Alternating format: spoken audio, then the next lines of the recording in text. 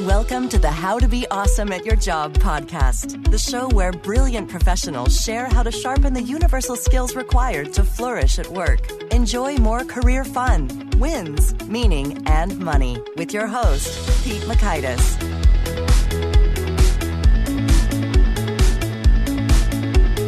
Hello, and thanks so much for joining us here for episode 150 with Kim Scott. Kim is talking about radical candor, which is so powerful. So you're going to walk away learning 1, how to care personally while challenging directly. 2, 3 important conversations that you should be having at work. And 3, an approach to giving better feedback to your boss. So if you'd like to check out the show notes or the transcript or the links to items that we reference here, you can find that over at awesomeatyourjob.com/ep150. Here's Kim's story. Kim Scott is the author of Radical Candor, Be a Kick-Ass Boss Without Losing Your Humanity, a New York Times and Wall Street Journal bestseller published by St. Martin's Press. Kim is also the co-founder and CEO of Candor, Inc., which builds tools to make it easier to follow the advice she offers in the book. She's also the author of 3 novels. Prior to founding Candor, Inc., Kim was a CEO coach at Dropbox, Qualtrics, Twitter, and several other Silicon Valley companies. She was a member of the faculty at Apple University, developing the course Managing at Apple, and before that, led AdSense, YouTube, and DoubleClick online sales and operations at Google. Previously, Kim was the co-founder and CEO of Juice Software and led business development at 2 other startups. Kim received her MBA from Harvard Business School and her BA from Princeton University. Kim and her husband, Andy, are parents of twins and live in the San Francisco Bay Area. Here is Kim. Kim, thanks so much for joining us here on the How to Be Awesome at Your Job podcast. I am thrilled to be here. Oh, and I'm so thrilled to have you and to get into some of your wisdom. So could you maybe give us, first of all, a bit of your story in terms of how did you become fascinated with the topic of candor in the first place? You know, it's really interesting. I started out my career studying Russian literature, actually, in college. And what I was really interested in is, why is it that some people live a productive, happy life and other people wind up miserable? Yeah. The great question of Russian literature. And my very first management experience happened in Russia. I moved to Russia after I graduated from college, and I was supposed to hire these diamond cutters. And I thought it was going to be super easy to hire them because I had dollars, which were worth a lot of money, and these guys were paid in rubles, which were worthless at that time. And I learned from them that it was going to take a lot more than that. They did not just take the job, even though I was going to offering to pay them 10 times more. Instead, what they wanted was a picnic. You mean a figurative picnic or literally a blanket and foods and beverages? Yeah, blanket. And of course, it was Russia, so we needed a tarp, right? Okay. So we're in the outskirts of Moscow. It's pouring rain. It's July 4th, 1992. And we're passing around a bottle of vodka and these hunks of grilled meat and these little tart worm-ridden apples. And as we're talking, they want to know all kinds of stuff. Will I help them learn English? And will I help them take their first trip outside of Russia? And by the time we finished the bottle of vodka, I realized what they really wanted to know was, if everything went to hell in Russia, the Soviet Union had just collapsed and it was a time of great uncertainty, would I help them get them and their families out? And it dawned on me at this moment that the one thing that I could offer that the government couldn't, that the state couldn't, was not money. It was to give a damn. And all of a sudden, management seemed really interesting to me at that juncture in my career. So that was probably the beginning of my interest in what it meant to be a good boss and why candor is so important. Well, that's very intriguing. And so tell us, you gave a damn, you got the diamonds cut. What happened? I gave a damn. I got the diamonds cut. Or I didn't. They got the diamonds cut. I didn't know how to cut diamonds. And I got to know their families. And 2 years later, they had cut diamonds worth over $100 million.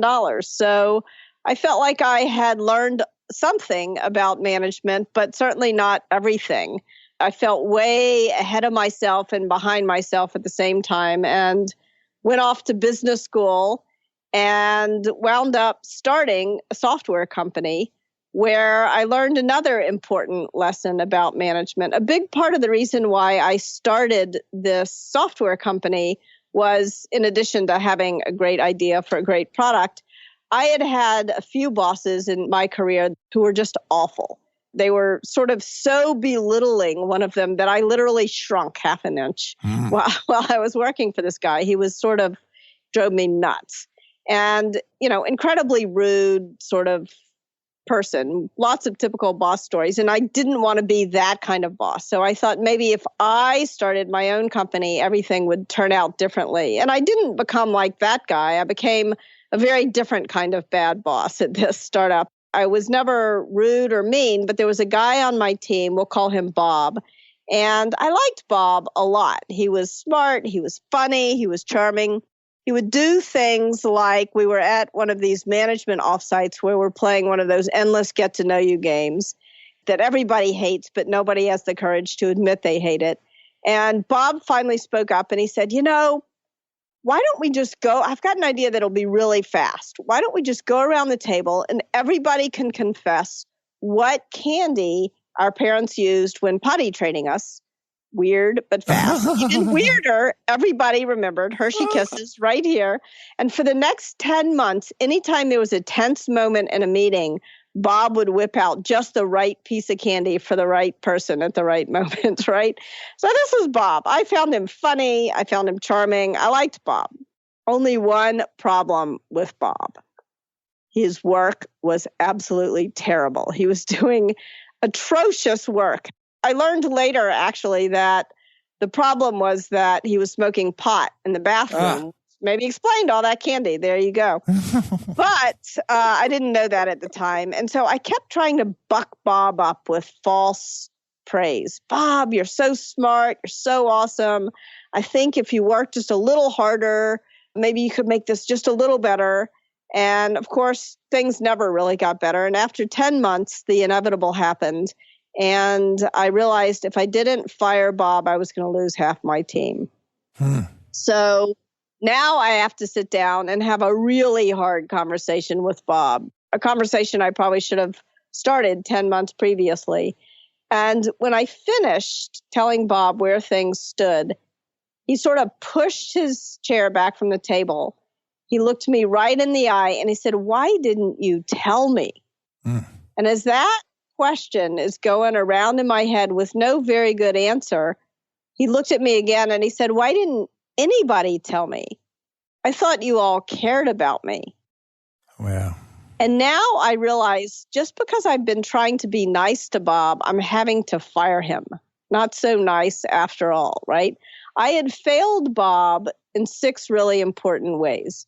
I had failed to solicit feedback from him. I never asked him what I was doing right or wrong from his perspective. Maybe I was doing something that was driving him so crazy he was forced to toke up in the bathroom. I'll never know because I never asked. I also never gave him the kind of praise and criticism that was meaningful. The praise I gave him was really just an emotional head fake.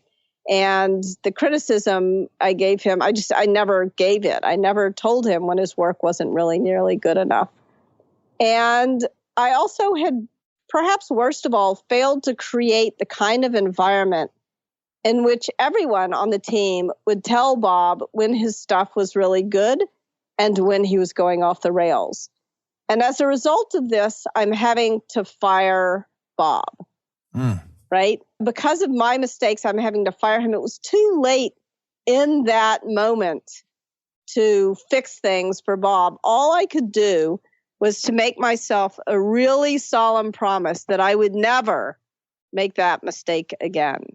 And that was really why I spent as much time as I spent writing the book, Radical Candor, and really thinking about why I had made that mistake and how to help other people avoid that mistake. Because it's a mistake that so many new managers make. I've seen people make it over and over and over again. Absolutely, yes. But you mentioned you failed in 6 ways. You gave us 3. Are there 3 more? So the 3 ways I failed were I failed to solicit praise or criticism. So that's 2.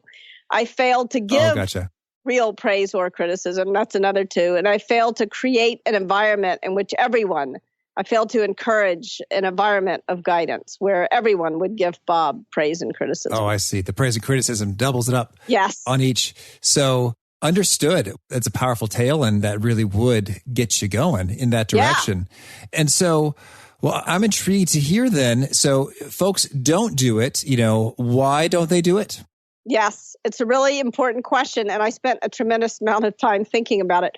So I've boiled it down to, I spent 10 weeks at McKinsey and 2 years at business school. So I'm a strong believer that all of life's problems can be boiled down to a good 2x2. Oh, yeah. Right? I'm a Bain guy, so, yes. Yeah. Here you go. Here's my 2x2 that explains all of this.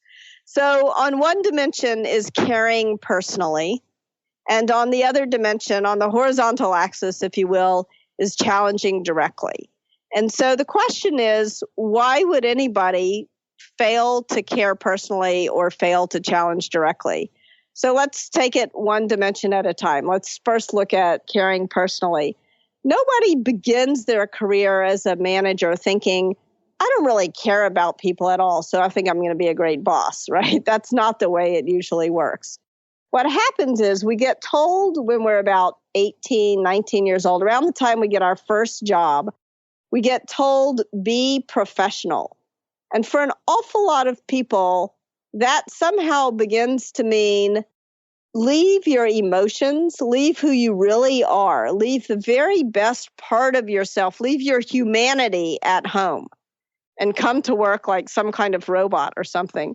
And that's really a terrible mistake. You can't possibly care personally about the people who you work with only some fraction of yourself. You have to bring your whole self to work. You have to be more than just professional. And I'm not saying be unprofessional, but I'm saying you've got to bring your whole self to work if you're going to do great work and build a team that allows everyone to do great work. So that's one dimension. That's the care personally dimension. On the horizontal axis, imagine challenge directly. Now, this is what I think of as the willing to piss people off dimension. Colin Powell said that leadership often means being willing to piss people off.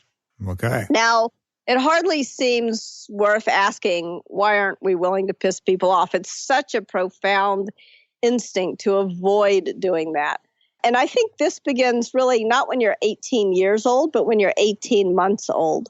Almost all of us, in almost every culture I've ever worked, have parents who tell us some version of, if you don't have anything nice to say, don't say it at all. And this is pounded into our heads from the time we learn to speak. And now all of a sudden, when you become a leader of some sort, it's your job to say it. And undoing instincts that have been pounded into our heads since we were 18 months old, that's hard. That's really hard. So those are the two reasons why we're often reluctant to do the right thing for the Bobs of the world and tell them when they're screwing up or tell them what's really genuinely good in a very specific way. And, so two things. Starting at 18 years old, you start to be professional. You start to leave your humanity at home instead of bringing it to work with you. Starting at 18 months old, you're told some version of, if you don't have anything nice to say, don't say it at all. Now, all of a sudden, it's your job to say it. So here's what I did for myself to make it easier and what has seemed to help a lot of other people as well. I thought very crisply and used some sort of emotionally charged language to describe what happens when you fail in one dimension or another. Oh, bring it on. Yes. So let's imagine this 2x2 axis. So care personally on the vertical axis, challenge directly on the horizontal axis. When you do both, when you're in the upper right-hand box, that's radical candor. Now, when you do challenge directly, but you fail to show that you care personally, I call it obnoxious aggression. So nobody wants to be obnoxiously aggressive. Now, this quadrant is often called the asshole quadrant or the jerk quadrant, right? But I don't want to call it that for a very specific reason. I don't want people to use the radical candor framework to judge themselves or others.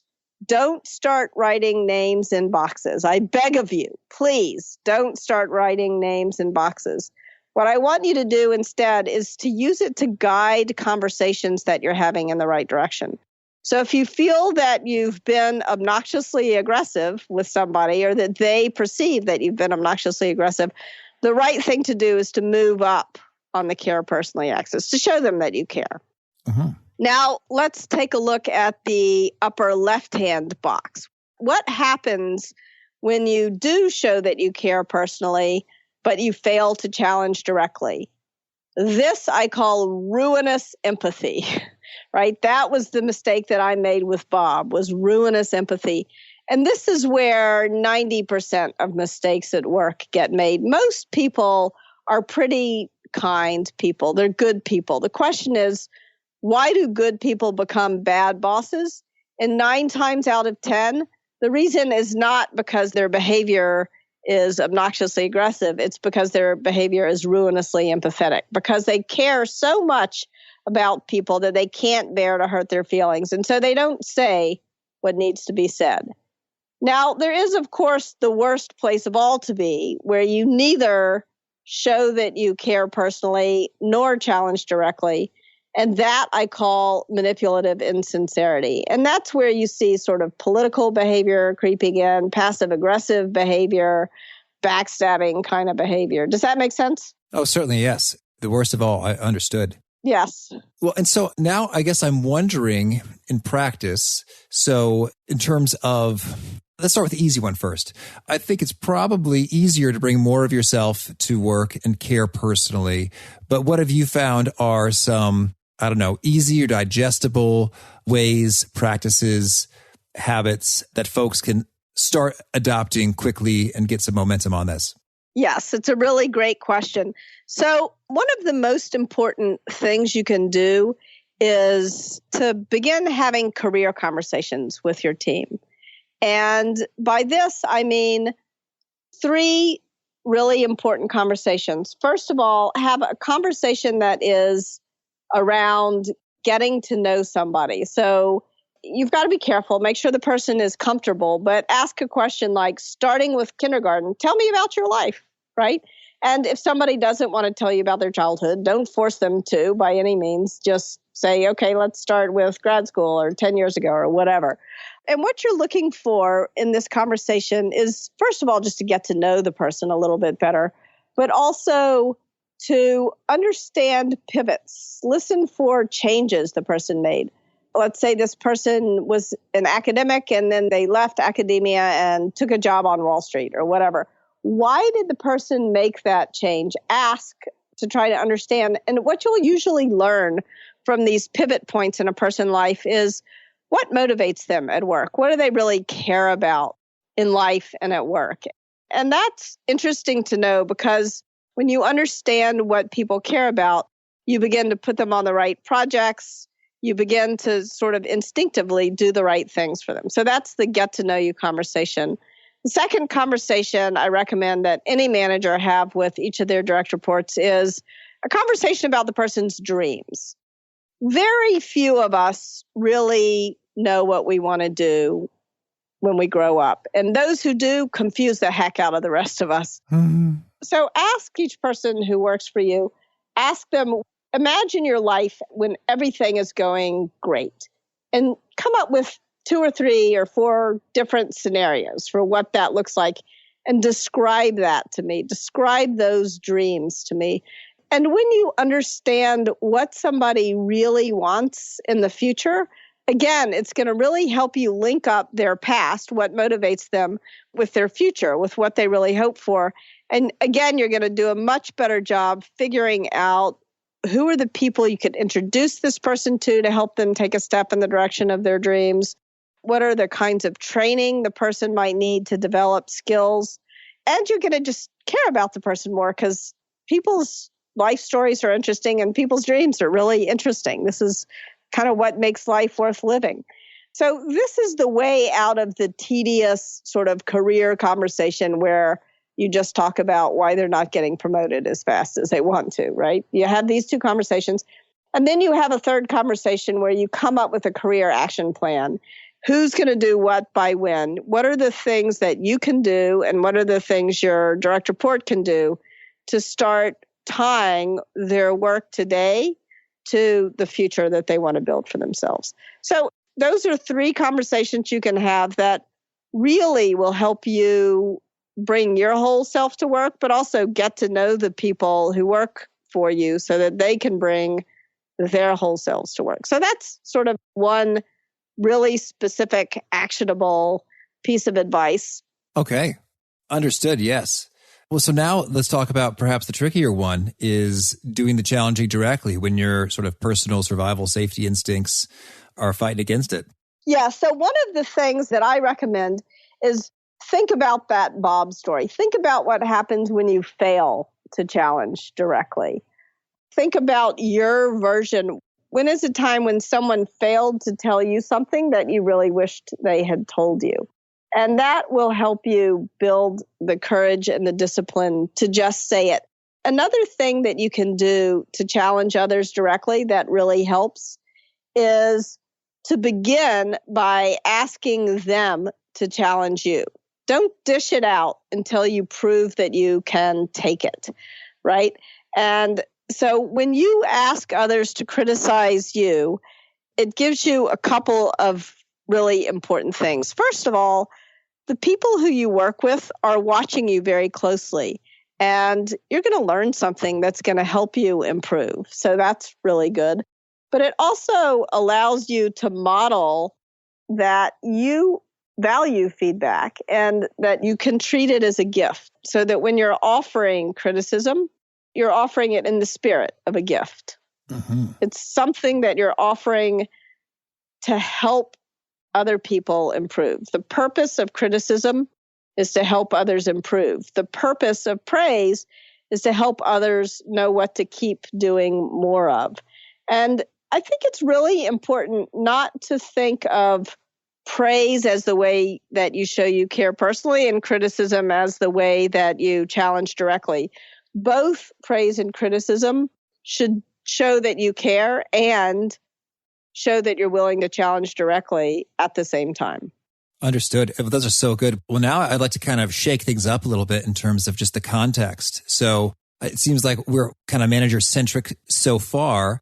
If you are the person being managed, or I'm thinking listeners here are in their respective workplaces and a healthy proportion of them don't have their own direct reports, but are reporting to someone else, how would these folks put some of these principles into play? Like, it seems like it might be a little risky business to begin having some radical candor with your direct supervisor, for example. Yes, with your boss, being radically candid with your boss. In the book, there's a whole section on being radically candid with your boss. And in fact, in our podcast, my co-founder, Russ Laraway, and I host a podcast about how not to hate the boss you have or be the boss you hate. So I think one of the most important things you can do not to hate the boss you have is to get to a place where you're comfortable giving your boss feedback. Because when you store it up, when you repress criticism, when you repress praise also, but when you repress feedback in general, it starts to pollute your relationship. It kind of builds up like a dirty bomb, and eventually it's going to go critical and explode. So don't let that happen to you. I think the basic rules of engagement for radical candor are the same sort of. I dislike hierarchical language, but I don't know how else to talk about it, up, down, and sideways. Mm-hmm. So the things that I recommend that you do with your boss are the same things I'd recommend that you do with your peers, are the same things I'd recommend that you do with your employees. Okay. And the first thing that you should do is to start by soliciting feedback. Ask your boss, is there anything that I could do or stop doing that would make it easier to work with me? And if that question doesn't fall trippingly off your tongue, come up with one that does. So right now, as you're listening to this podcast, come up with what's your go-to question. What's the way you're going to ask your boss for feedback? And when you get the feedback, make sure that you don't get defensive, right? Welcome it. If you agree with the feedback, act on it and tell your boss that you acted on it. If you disagree with the feedback, find that 5% of whatever was just said that you can agree with. Focus on that in the moment, and then go back to your boss a couple of days later and say, I thought more about what you said, and there's something I disagree with there. But make sure that you don't disagree in the moment, because it's so easy to get defensive when you hear that feedback. So do whatever it takes not to react defensively. Russ Laraway, my co-founder, likes to say, don't get mad, get curious. Don't get mad, get curious. So make that be your mantra for soliciting the feedback. Oh, that is excellent. But don't stop there, because you also have to give the feedback, right? Because your boss is probably doing something that's driving you crazy if you're like any other normal person. And you've got to find a way to tell your boss about it. So start by soliciting it, then offer some praise. Make sure it doesn't sound like kissing up, but there's probably more good stuff than bad stuff. So focus on the good stuff. And then you're safe to ask your boss, hey, I see something that's bothering me. Is it okay if I tell you about it?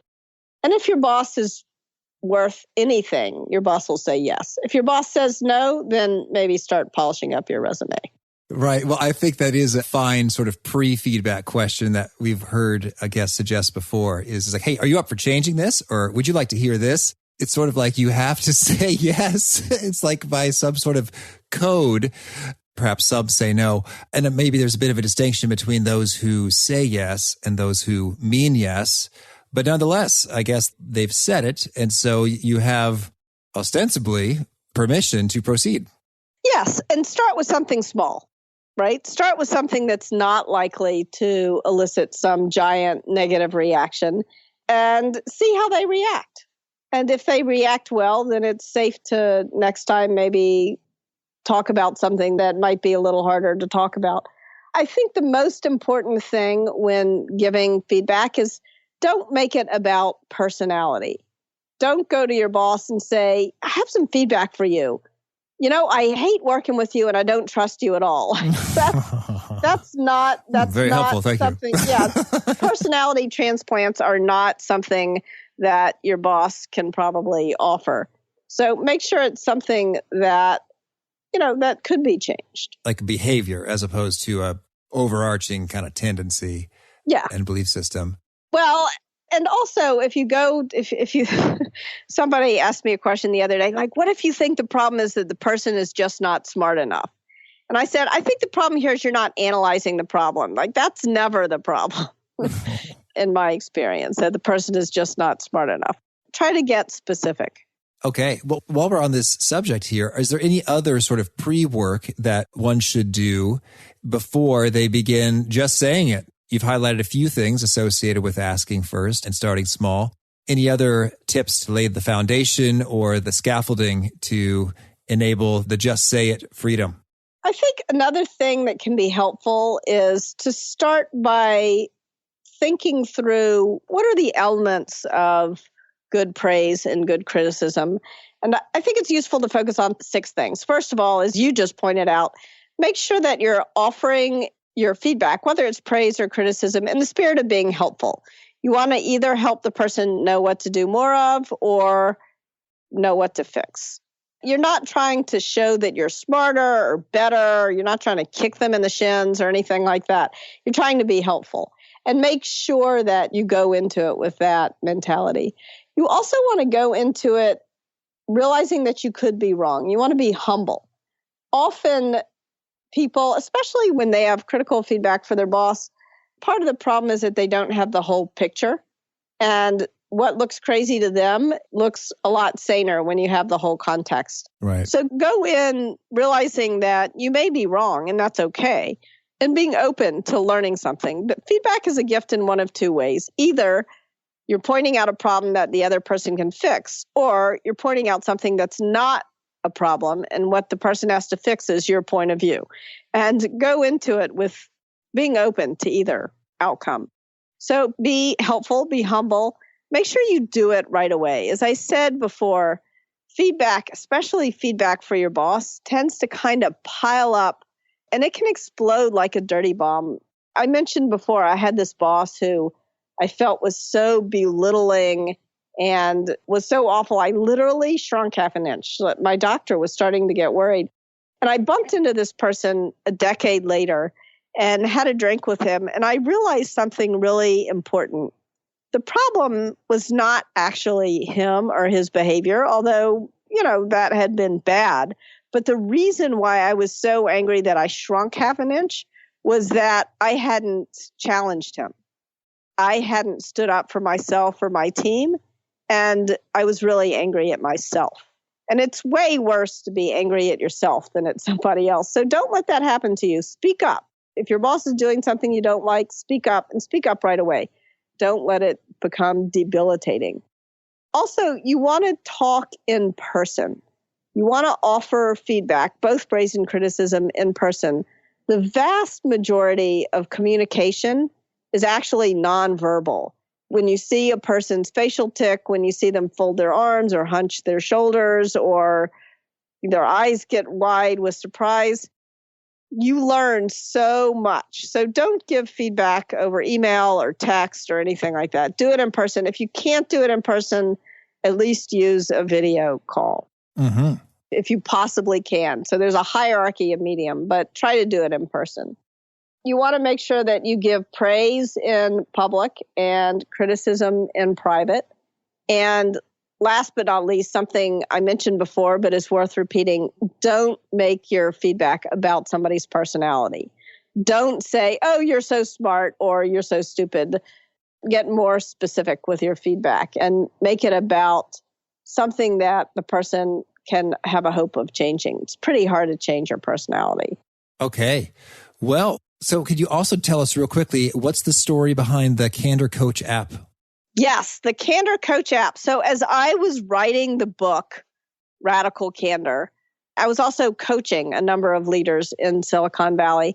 And I kept thinking that it would be so much easier to take the advice in the book if there were a software system that would give you just the right piece of content at the right moment. One of the things that I found in coaching, and most of the people who I was coaching had actually read drafts of the book, but you don't remember every page in a book you read right at the right moment.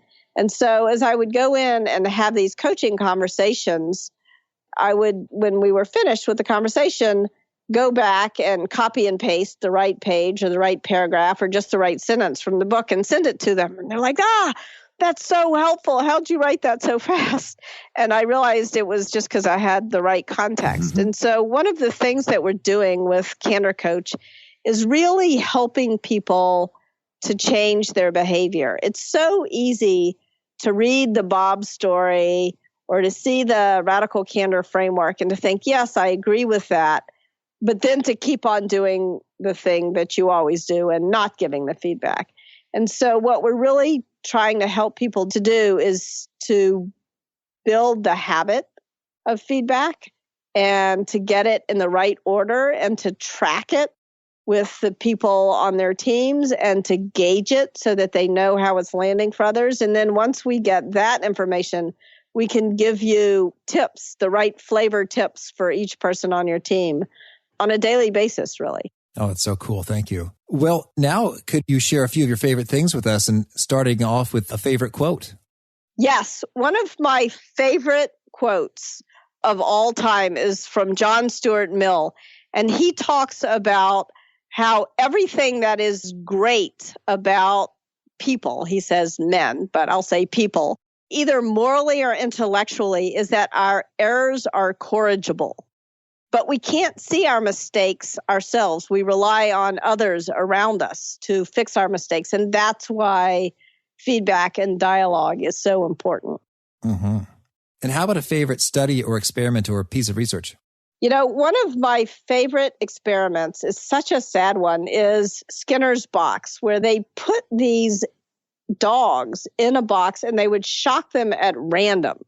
If the dog knew what was causing the shock, then when they took the walls of the box down, the dog knew to run away. But if the dog couldn't understand what was shocking it, it was so traumatized, it didn't run away. It just stood there and kept getting shocked. And I think in some ways, bad feedback puts us all in kind of a Skinner's box. If you don't know what you're doing well and what you're doing badly, it's impossible to know what direction to head in. Mm-hmm. And how about a favorite book? You know, my favorite book of all time is Middlemarch by George Eliot, who, of course, actually is Marianne Evans Cross. It's so wise in terms of human consciousness and helping people move in the direction of their dreams. I really find that novels, I get some of the best management advice of my career from the great novels, from George Eliot or Anna Karenina, or even from another of my favorite books it's actually an essay, Virginia Woolf's Angel in the House. And that's about how the role of female writers is to kill the angel in the house. And she's referring to this poem by a Victorian poet who talks about how the role of women is just to serve the men around her. She has no wants or needs of her own, which of course is not true. We do have wants and needs of our own. And the role, Virginia Woolf said, the role of a female writer is to kill the angel in the house, to begin to assert sort of equality of relationships. And I think that, unfortunately, part of what has happened as women have entered the workplace is the angel has left the house and come into the workplace. So killing the angel in the office is also important. All right. And how about a favorite habit, a personal practice of yours that helps you flourish? For me, the recipe to sort of remaining sane is to get 8 hours of sleep every night, to get an hour of exercise every day, and to have breakfast and dinner with my kids and husband. If I can do those things, then no matter what craziness is happening in my life, I can endure it. And if I can't get enough sleep, or if I can't spend enough time with my family, or if I can't get exercise, then even when things are should be even keeled, I feel like I'm going nuts. Right. And how about, is there a particular articulation of your message that really seems to resonate, like a quotable gem or nugget? You know, my personal favorite line in the book is that power and control work really well in a baboon troop or a totalitarian regime, but that's not what you're shooting for. Relationships work much better for creating a great work environment. Okay. And if folks want to get in touch or learn more, where would you point them?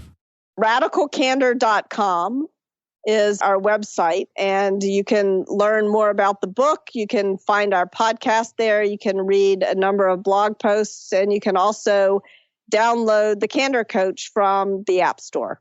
All right. And do you have a final challenge or call to action for those seeking to be more awesome at their jobs? My challenge is to have one conversation with each person you work with in which you are either giving praise or giving criticism or soliciting criticism. Have one of those three conversations with each person you work with in the next week. Okay. Well, Kim, thank you so much for taking this time. It's been a whole lot of fun, and good luck with what you're up to there. Thank you so much, and good luck. My goal in everything I do is to help people be more radically candid at work and live happier, more productive lives. I really like that idea that criticism is a gift. I've heard feedback is a gift many times, but to think of the word criticism, which has a little extra barb or negative connotation to it, also as a gift, I think it'd be pretty enriching if you get a lot of criticism or you have to give a lot of criticism. That's pretty handy. So again, if you'd like to check out the show notes or the transcript or the links to items that we reference here, you can find that over at awesomeatyourjob.com/ep150. And I'd ask, if you haven't already, to push the subscribe button so you'll hear from folks like our very next guest, Hans Hagemann. He made the Skype call late at night in Germany, but you wouldn't know it because he brought the goods. And Hans talks about what does it take to more frequently enter those flow states, what's going on in your brain and how to get there more frequently. So I hope to catch you then. Peace. Thanks for joining us for today's episode. To get the most out of this conversation, visit awesomeatyourjob.com to find today's show notes, transcript, and infographic summary cheat sheet. For more entertaining professional skill sharpening, be sure to subscribe to catch the next episode of How to Be Awesome at Your Job.